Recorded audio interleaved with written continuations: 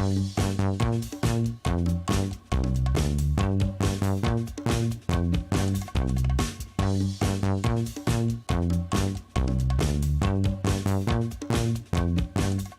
it? So, that's the wrong bit. Right, what I'm going to talk to you about, obviously, is health and safety. And what I need to tell you, first of all, is that this is very general health and safety. For people that cook regularly in the kitchen, for whatever reason, soul food, etc., weddings, we're going to put you on an online... I mustn't look at that light. Don't look at the light, Chris. I'm going to put you on an online training course so that you get trained properly, so that you feel happy with what you're doing. But this is like for general health and safety stuff. And I might teach you something. I may not. I hope I do. But first thing to say is that we're not a commercial business. We're not selling our food. But we do cook for family and for people that are visitors, and we need to keep them safe. Most of it is common sense, but some of it isn't. And some things we have to do differently than we would do at home, really because at home you're in control of when you open food stuff, how you work your kitchen, who's then going to come in afterwards. You know, so if you open a jar of sauce, you think, oh, I'm going to use that for such and such else. But somebody following you in the kitchen in the JC might not understand your thinking or when you opened it, etc. So because you're not in control of who thinks what when they come after you, if we all do it from the same way, have some must-dos that we all do, then we keep each other safe. Does that make sense?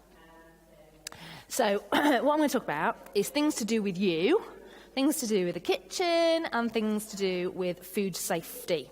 So first of all, stuff to do with you. Guess what I'm going to tell you first? Yeah.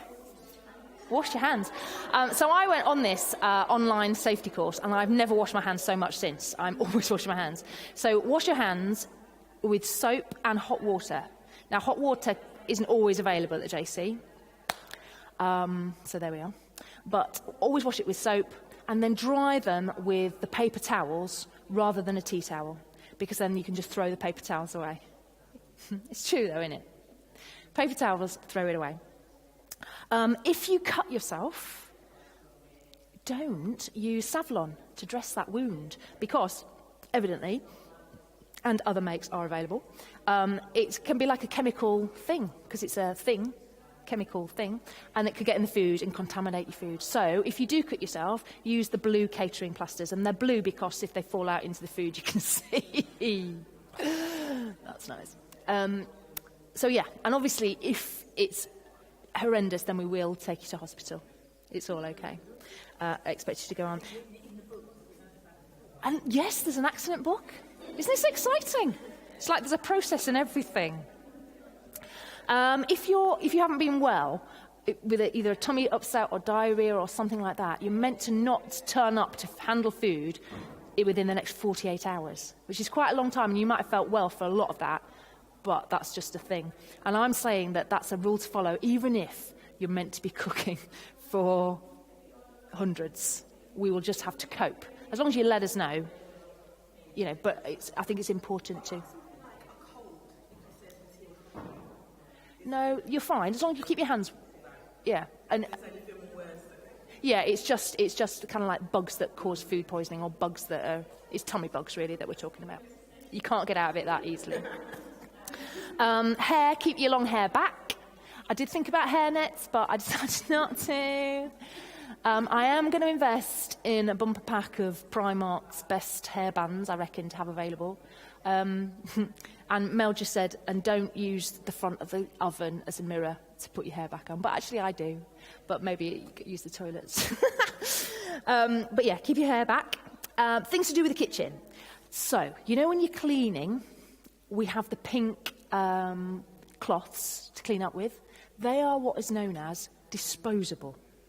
And so use them and then throw them away. Don't leave them out to air dry so, you know, somebody else can come back, or leave them in a mush by the tap. Just throw them away. They are very, very cheap, and they're bought for that purpose. Okay?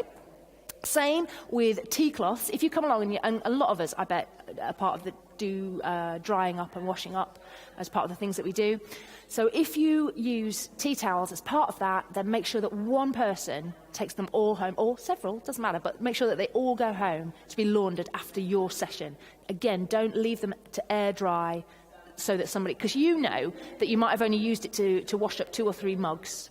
And at home, that's fine, isn't it? Because you know that you'll use it again. But similarly, you don't know, coming into it and seeing 3 or 4 air drying tea towels, you don't know what they were used for. Somebody might have dried their hands on it, or so don't use them.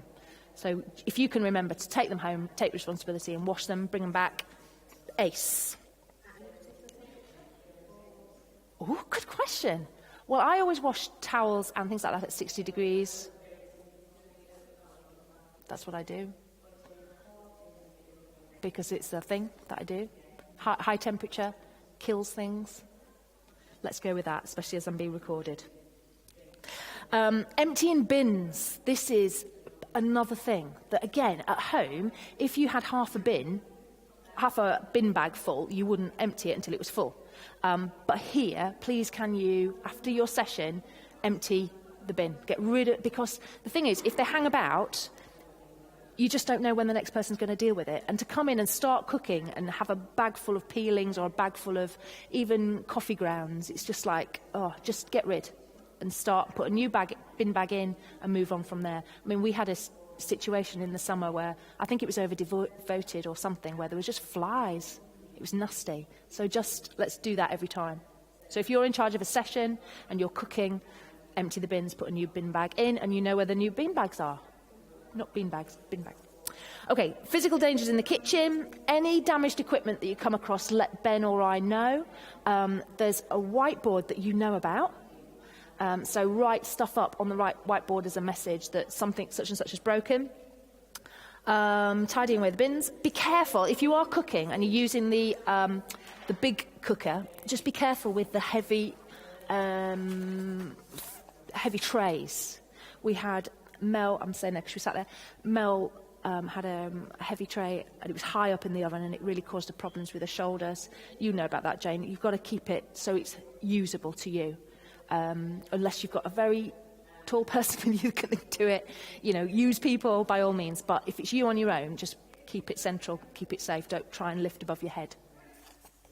That's only sensible, but it's worth saying. The sanitizer spray, you know the one I mean? It's a detergent and it's a disinfectant, so you can use that. It's diluted properly now, so it's not actually pink. It's never meant to be pink. It's too concentrated, but that's fine. And I think let's use that more often than we do. Or it might just be me. But when we're washing up, like after tea and coffee, and we're putting things on trays, sanitize the tray before you put clean cups upside, because you put the face of the cup down, don't you? So let's put it on a clean surface. So sanitize the trays, spray before you start cooking and after, it's like washing your hands, washing the surfaces. I know it's sensible, but it's worth saying. Food safety and temperatures. This is interesting. Did you know there's a danger zone for food? Do you know what the temperatures are off the top of your head, Bryony? Oh, hello. Didn't realise. Between 4 and 10 centigrade is the worst standard. Right. Well, I've got it between 5 degrees and 63. That's the danger zone. Hot food has got to be at least 63 degrees to serve it safely. And if you're going to serve it as a buffet, it's got to be it can only be out at 63 degrees for 2 hours. And if you're cooking meat has got to be cooked to at least 75 degrees. And we actually have got a probe that's in like a little drawer next to the cooker in the kitchen. And if you put it in and switch it on, it'll tell you the degrees of the internal workings of the chicken, say. But, it's just a thing. And I've actually I don't know whether you saw it, there's a blue sticker on the side of the fridge in the kitchen, which has just got a rundown of different temperatures, so you can check. Rice is evidently a beast. I didn't know whether you knew this. Obviously you did. But rice is a thing. And it's one of those things that you could make you sick if you reheat rice. And it's because rice has got a bacteria called bacillus that is killed when you cook it. So rice is perfectly safe to eat when you cook it and eat it. But the danger comes when you cool it down to reheat for later. So basically the thing is to cool it down quickly Because what it is that the bacteria itself dies, but it leaves behind spores that give off toxins, and it's the toxins that develop in like room temperature times, and that's what makes you sick. So cool it down quickly as you can, 90 minutes it says, which is quite a long time actually, but get it right down to fridge temperature in that time. Use cool, running cold water, or spread it out on shallow containers to get it down. Don't put warm things into a fridge to cool down, because obviously that heats the whole fridge up and then you come into other dangers. And if you have cooled it down, use it within 24 hours, this is the rice, and only reheat it once and make sure it's steaming hot. It's sensible, but you know. Avoid cross-contamination. We've got those different coloured boards you'll have seen already. Use different utensils for different things. Wash your hands. Storing food correctly. Anything in the fridge must be labelled. I mean, I know, Mary, we had a thing where you brought a pudding in and you were worried that it was going to get thrown out. That's going a little bit too far, I think.